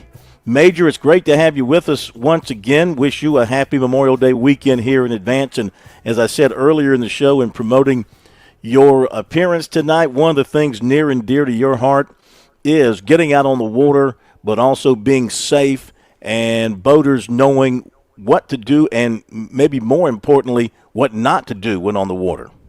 Absolutely. It is good to be back on the show tonight. I appreciate Captain McKee taking the helm for me last time. I had to promise her that I was not doing that full time. She thought I was giving her the show, but she did a good job stepping in. It's just, I don't know why. Nobody wants to do this for me when I ask. They think I'm fixing to give it to them. So anyway, but yeah, we are getting ready for Memorial Day weekend. As I told folks this past weekend, yeah, I'm going to Myrtle Beach for some fun in the sun, but not the kind of fun you're thinking about. So I will not be on the water this weekend. I will be in Myrtle Beach working with our other officers and partners across the state at downtown Myrtle Beach for Bike Week. Yes. Yes. Let's talk about that for a moment before we get to the boating safety. What do you and your people, what are y'all assigned to do? What do you try to do? What do you hope to prevent? All right, so very simply, we are there for public safety, and it's basically a proactive measure by Myrtle Beach Police Department to bring in partners from across the state to basically saturate the Grand Strand area with law enforcement so that there is little risk of there being any type of violent outbreak. Other than the daily stuff that goes on anyway, it just seems like today, every day you're hearing of a shooting in Myrtle Beach. I mean, you're hearing about a shooting in Sumter every week, it feels like. So it's everywhere. It's not just in, everybody's talking about New York, Chicago. It's not just there. It's everywhere. But at a big rally, when you have thousands of people present, there is the opportunity absolutely for hot weather, motorcycles, hot vehicles, all those things, for tempers to get hot and the people to get really out of hand really quickly. So officers are there basically. It's not a show of force. It's nothing like that. Nobody's out there with guns out. It's none of that. But they're standing there to make sure that it's public safety for everyone there involved, because there's just so many people in the Grand Strand area over this weekend. Again, it's a huge weekend for the Grand Strand. A lot of thousands, tens of thousands of people descend on it. And Myrtle Beach just wants the help of officers from across the state to just be there. And again, our motto is, be nice, be friendly, talk to people, smile. You're there just to promote public safety. We're not there to keep anybody from having a good time. We're there to keep people safe, and that's simply that. So I'm there to support our staff and our officers that are there, anything they need. We have shifts that start starting Friday morning and run all the way through Monday on Memorial Day. Those are basically 12-hour shifts. They're long shifts for the most part. So people get tired. I mean, we have a lot of people there to work those shifts, and then some overlaps. But our ATV unit's there because they have the ability to get on the course on the beach and operate in areas that other people can't. Our canines are there in some regard, and mostly it's just officers from across the state. My first time at this was 1999. It has changed a lot since then. Myrtle Beach has done a tremendous job in trying to manage the amount of people and manage traffic flow. And that's probably the best way to describe it. They're managing traffic flow and managing people. The Grand Strand, as far down on the beach, the Strip goes one way this weekend. And that really prevents any cross-traffic problems. It keeps traffic flowing because it's one way. Does cause some problems. I mean, look, there are always people that come to the beach this weekend thinking they're there for Memorial Day. I don't know why people come to Myrtle Beach for Memorial Day, but I would say we're glad they come to Memorial Beach. We love to have tourists in South Carolina. Don't want to say we don't, but if people come down there for Bike Week and have no idea that's what's going on, it's just a lot of people. Again, there to promote safety. Our officers have always done a very good job. I think I'm most proud of our officers because we tend to really be a smiling face, and we get along with everybody because that's what our officers do every day. Our officers are experts at getting along with people. Again, we deal with people with firearms every day, hunting and fishing outdoors, and our officers know how to talk to people. And really the key this weekend is knowing how to speak to people. Treat everybody with respect, and they'll treat you with respect. Sometimes people don't treat you with respect, but you try to be nice anyway, best you can. and manage the amount of people that are there. Would you agree that, like you said, there's thousands and thousands of people. Most of them are behaving, just having a good time, following the laws, trying to be safe. But, it just takes a few to mess it up for everybody and give the impression that it's a wild and rowdy crowd out of control. But you've got that combination, motorcycles, which are dangerous enough by themselves, obviously alcohol, and then you got people on the motorcycles not wearing helmets, doing things in traffic that can be a little more dangerous than normal. It's a recipe for some bad things to happen over that weekend period. It can be, and again, it's funny. In the last 20 years, the standard ride at Bike Week has changed. It used to be what everybody described as rice rockets, your Kawasaki's, Yamahas, your really fast bikes. It's kind of changed now. It's gone to three-wheelers. A lot of the Bombardiers are there, Can-Ams, those three-wheel bikes are really the mainstay, and the ones that you sit in, kind of like a vehicle. I can't remember the description of which brand that is, but those are the types you see more than anything. You still see a Yamaha, Kawasaki, your Honda, what people used to refer to as rice rockets, the fast motorcycles. You do see those. You're going to see some Harleys. You're going to see some Indians. You're going to see a mixture of different bikes out there. But there's a lot of the three-wheel trikes now that are very popular. I think it's because it's easier for people to ride, honestly. And they can really trick those things out with some really nice speakers and make a lot of noise, and people can hear it. And everybody loves to have a good radio on their boat, on their motorcycle, in their car. It kills me when motorcycles ride by and it's like I can hear the music just like I'm sitting next to them, and it's so loud. And speakers and things have gotten so good now that the sound clarity is there. But again, I want to touch base on one thing you said. The majority of people are there just to have a good time, and that's the good news. Of course, there's always someone that may wish to try to do something wrong or try to take advantage of the situation, and that's where officers are there to help protect the rest of the people that are just trying to have a good time. There's a lot of dancing, a lot of music, a lot of good fun to be had there, a lot of safe fun to be had. You just got to use your head. Again, yes, there are people that are still weaving in and out of traffic, some, and there's usually always a fatality with some type of motorcycle wreck almost every year. But again, with the three-wheelers, it's changed things a little bit. Things slow down a little bit, and people enjoy riding those now more. Again, it's a different look. A lot different than the 90s. The 90s, it was a wild time. It was crazy. And it's much calmer now, a much better environment than it used to be, for sure. What is the helmet law, motorcycle helmet law now in South Carolina? Is there one? That's a good question. I don't have the answer for that. I don't deal with that enough to know. But I don't think there is a helmet law in South Carolina. I'm sure, if you're under 21 is the only person that's required to wear one. So that's why I just looked it up. Just the magic of Google right there live as we're on the show. Mm-hmm. Under 21. Otherwise, you're not required in the state. So, but let's talk about Memorial Day weekend from a boating standpoint coming up. You got it. Big weekend for us. Again, we talk about this every year. This starts the 100 deadliest days of summer, as we call it, 100 deadly days of summer between Memorial Day, 100 days between Memorial Day and Labor Day. It doesn't have to be, but it gets named that because between Memorial Day and Labor Day typically is when we see an uptick in traffic accidents and fatalities and boating accidents and fatalities.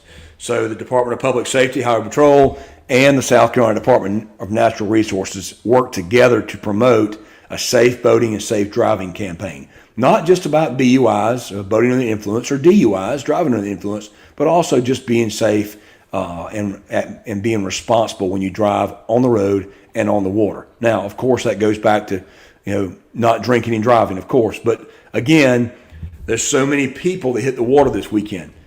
We've seen that the last few weeks when you got some warm days. My goodness, it's been hot. I was in Hilton Head last week, and it was so hot. Wow. On the beach, it was just really hot. And you get burned real quick, become a lobster. But so a lot of people have been on the water already in the last few weeks with the warmer weather. Again, the coastal folks, they're on the water probably 10 months out of the year anyway, because the weather's typically milder there. If there's a warm day on the coast, people in Charleston are out there on the water. Myrtle Beach, Beaufort, same way, up and down the coast. But this weekend's Memorial Day, of course. We're kicking it off, and one thing we want to talk about is on Saturday, May 24th, there will be a courtesy boating inspection in your area, probably from across the state. I want to list a few of those out so folks know where to go. We're going to talk about what we do at those courtesy boating inspections so folks know what to expect and how to take advantage of it. Again, these courtesy boat inspections are, by their description, a courtesy to the boater. They're not required. Officers will be there from our education section and boating education section, and officers in the field and across the state in all of our regions, from the mountains to the sea, at popular boat landings on Saturday, May 24th. One's in Anderson County at Twin Lakes Landing on Lake Hartwell from 10 to noon. Charleston County at Waipu Cut Landing on the Intercoastal Waterway from 9 to 11. In Colleton County at Bennett's Point from 9 to 11. In Fairfield County at Molly Creek Landing on Lake Watery from 10 to noon. In Greenwood County on South Carolina Highway 72, landing at Break on the Lake on Lake Greenwood from 10 a.m. to noon. In Horry County at Little River Landing from 9 to 11. And in Lexington County at the Lake Murray Dam from 10 to noon. Those are 7 locations across the state, again, from the mountains to the sea. In your upstate, you got your Midlands, you got Lake Murray, you've got the PD area, Lake Watery, and then you got all the way down to the coast in Little River and Beaufort County, or Colleton County, at Bennett's Point and Charleston. So a lot of places that you can take advantage of this. Our courtesy boating inspections, again, officers are there to do a courtesy inspection of your boat. What that means is they're going to look at your boat before you get on the water, if you allow them to. They will inspect your boat, make sure you have enough life jackets for everybody on board, make sure they fit everybody on board. They'll make sure you have your safety equipment other than life jackets. Your fire extinguisher, if required to have one, it's the right size. It's where you can get to it. It's in good shape, in working order. They'll make sure you have a whistle or a horn. They'll make sure your registration's in good shape. They'll make sure you have a throwable device if your boat's 16 feet or longer. And they'll go through, again, from stem to stern, just to make sure you're ready to enjoy the water so you don't have to worry about the safety side of things. And that is totally free. If there's a problem, they will point that out to you, and you have an opportunity to fix that before you get on the water. Because if you get on the water and there's a problem, then you are subject to be given a fine later if officers on the water inspect your boat. That's letting you know ahead of time, hey, you're missing life jackets, or hey, you don't have what you need. And you can go get that before you get on the water. Pretty quick, pretty easy. It's painless. Our officers do a really good job. They hand out boating handbooks. They'll hand out some other things like eyeglass wipes, some chapstick. It's been really good, popular through the years, and whistles. For those that need a whistle on the boat, they have them right there for free. And again, there's landings on Saturday, also on Sunday. There'll be other locations across the state as well. But Saturday, kicking off Memorial Day, those 7 locations. And then on Monday, again, in Beaufort, Charleston, Georgetown, Lexington, Pickens, and York County, there'll be some other locations. So Saturday, Sunday, and Monday, courtesy boating inspections. If you want to find where the courtesy boating inspections are, you can Google SCDNR Courtesy Boating Inspections Memorial Day. It'll come up. You can go to the DNR website at www.dnr.sc.gov under News, and it has all of our Memorial Day weekend courtesy boating inspections listed. Tell you where you can go to get a free inspection of your boat to make sure everything's right before you get on the water. So with that said, let's review some things we always talk about before boating season hits. The most popular thing right now, probably when people get ready to get on the water, is registration. Checking the registration, making sure it is up to date. And things have changed in the last few years, and people still get confused on this, but your registration renews every year. And I know that's aggravating to some people. That's what our legislators passed, is every year. And what it did was clean up things for counties. It was really hard for counties to keep up with taxes on boats when you didn't have to register, but every 3 years. Think about it this way: you register your car every year, and that's how your taxes stay up to date on your car. Same thing now with a boat. So that if you go buy a boat, and this happened a lot, people would buy a boat that someone registered 3 years prior, but they didn't pay the taxes for the last 2. And that got people caught. Would buy a boat, and before they could register it, they had to pay the taxes. And that really wasn't fair because it wasn't their taxes they're paying. They're having to pay the county to pay those taxes. So that's changed now. You're not paying past taxes. You're only responsible for the taxes on the boat when you buy it. So if you buy a brand new boat, you're going to pay the maximum tax of $500. That's it. Because most boats are going to be over that cap, so you're going to have to pay $500. If your boat is a used boat and you purchase it, if it's over the cap, it's going to be $500 at max, or whatever your state income tax is based on the value of the boat you bought. You're going to have to pay that to the Department of Natural Resources when you buy that used boat. A new boat, you pay to the dealer your taxes, and then you'll receive your registration in the mail. If you buy a used boat, a little different. When you buy that used boat, you're going to take the bill of sale from that boat, take it to your local tax office. They will assess the taxes on the boat. You'll pay your taxes right then. Then you'll go to DNR, and when you register your boat, you'll pay the sales tax, not the county tax, the sales tax on the boat. So there's two taxes that have to be paid. A lot of people forget that, but it's two types of taxes. One, sales tax, your state sales tax. The other is your county taxes. But when you go pay those county taxes up front, that alerts the county, hey, this boat's now registered to the new guy here. And now they've got it for a year, and a year from now, they'll send you a tax notice when you pay your taxes. The other thing that happened is now your registration is automatically renewed. That fee is part of that taxes, just like your car is, and your numbers should be mailed to you in the mail within a few weeks to a month of you paying your taxes. Now, that sometimes doesn't always work. There's always a little hitch in the giddy up a little bit there sometimes, but it will eventually happen the way it's supposed to. And it's been getting a lot better. The first year or two after the law changed in the last 5 years, it was a little iffy, but it's gotten a lot better. Counties have caught up to it for the most part. And they're giving you're getting your tax notice and you're getting your stickers on time. Now that we're in the new office, again, if you've got questions about boating, you can go by the new office now.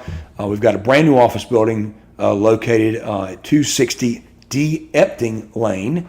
D as in not 260D, but 260, and the name of the street is D Epting Lane. Don't ask me. It's D period Epting Lane, and that is at the South Carolina State Farmers Market. And I'm saying that slow and specific because, trust me, people can't figure that out. But it's at the State Farmers Market. There's two entrances there now, and I'd encourage you. There's a stoplight at one, but the easiest one's probably the new State Farmers Market sign. If you come on 321 off of 26 or out of Columbia, and you just take a left there, and two rights, and you're into our big new brown building on the right. First floor, lots of customer lines, and they can help you with your boat. The best news of the day is we've actually got boat trailer parking in our parking lot, something we have needed for years. And we have probably 8 to 10 boat trailer parking lots, and I've seen people pull in with their boats and park in those spots to go get their boat registered to get it straight. And the good news about that, if there's a question, they can go out and look at the boat right there. So that's good news about the new office. It is convenient to pull your boat in there and park, so that's good news. But again, registration, fixing that, making sure it's up to date. Make sure it's the current year, it's 25, and make sure the month, it's May, so make sure it's at least 5. If it's before 5, your boat is out of registration. You are expired, and you can receive a ticket if you go on the water. So you want to make sure your registration's up to date.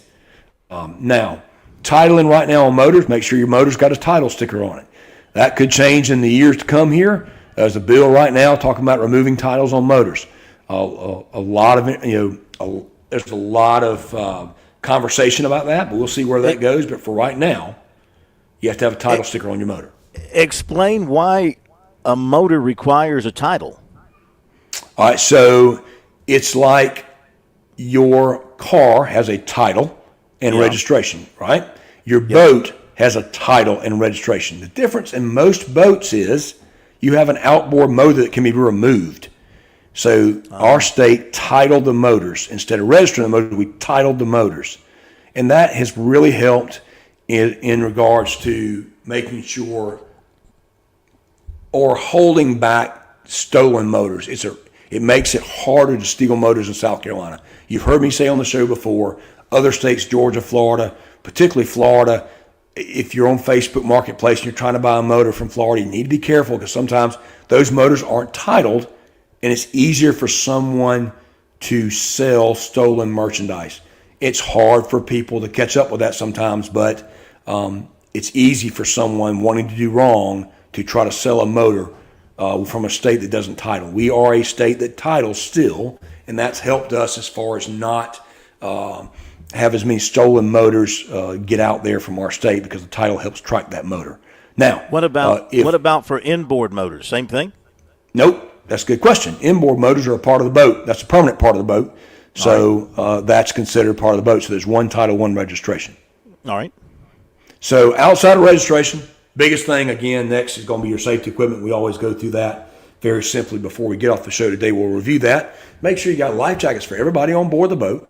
Make sure you got the number you need. Make sure that they fit everybody, the intended users. If you got youth on there or infants, get an infant or toddler size life jacket. Make sure it's in good condition, and make sure they're where you can get to them. Everybody loves the bags. I love my bag in my new boat that zips them up in 4 packs, but you got to make sure you can get to that bag if you need to. Don't have it all taped up straight from the store and you never open it up. If you need it, you need to be able to get to those life jackets quickly. And I understand everybody don't want to throw them on the floor because they'll blow out the boat. Get that. Just don't lock your life jacket up in a compartment. So if you need them, you can get to them pretty quickly. Again, if your boat's 16 feet or longer, you'll need a Type 4 or throwable device, square seat cushion, the old blue or yellow you'll see out there, red color, or ring buoy is still able to be used. That throwable device has to be on a boat 16 feet or longer, again, because those size boats typically have passengers. So you need something you can throw. It's a little weight to it to throw to somebody. If your boat has an inboard gas tank or a gas tank is too large to throw out, bigger than 6 gallons, you're going to need a 1B1 fire extinguisher will fit most boats. You start getting over 35 feet, you're going to look at different numbers of boats. Out of a Class A boat, you're going to have different numbers of B1s. But B1 for most boats in South Carolina will cover us. You get offshore, you got different things you need there. But again, fire extinguisher. Then, horn or whistle, some type of sound device. You can have a whistle, a simple one, or your horn on the boat. Just make sure the horn works if you don't have a whistle. No problem there. And make sure your registration card's on the boat with your registration. That pretty much sums up what you need on your boat for daytime. Remember, as I've always reminded folks, if you go out in the water and you're planning on coming back before dark, just make sure your lights work anyway, because so many people get out there and plan to come off early and they get having fun, and all of a sudden they get further away from the land than they meant to, and then it starts getting dark, and now you need your lights. Make sure your front bow lights, your red and green light, and your white all-around light in the rear works and can be seen 360 degrees. Make sure they work before you go out there so that you can be seen on the water, because the worst thing we want, the last thing we want, the last thing you want, is to be on the water dark and not be seen coming back from the landing. Hope everybody has a safe and enjoyable Memorial Day weekend. Major, same to you. Be safe down there at the beach. Keep everybody straight and a smile on your face, and we'll talk to you in a couple of weeks. That'll do it. Major Billy Downer from the Department of Natural Resources, SC Wild, here on Sports Talk. Have a great night, everybody. We'll see you Thursday.